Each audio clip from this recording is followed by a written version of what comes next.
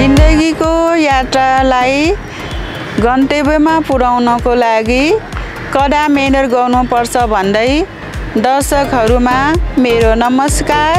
मेरो नाम सृजना देवी श्रेष्ठ हो। म एक गृहिणी हुँ। मेरो घर सिनामल काठमाडौँ हो।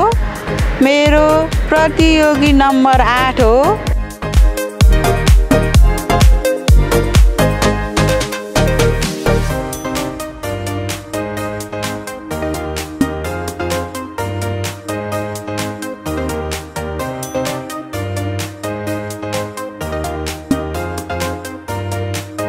मेरो रुचि सौन्दर्य प्रतियोगितामा भाग लिएर नयाँ कुरा सिक्ने हो।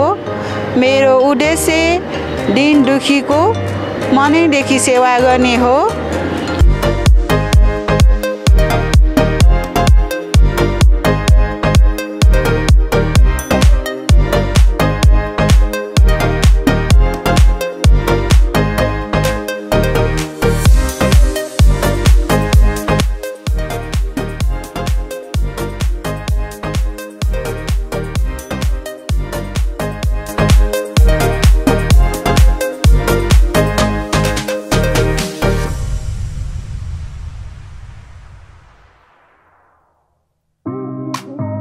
मिसेस हिमालय नेपाल 2025 मा आउनुको कारण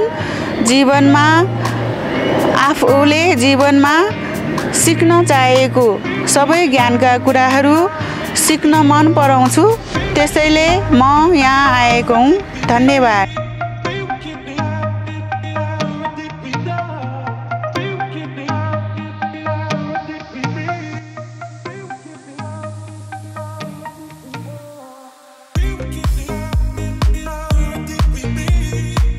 मलाई टप 7 मा देख्न चाहनुहुन्छ भने तल दिएको QR स्क्यान गरी भोट गरिदिनुहोस् होला, सहयोग गरिदिनु होला।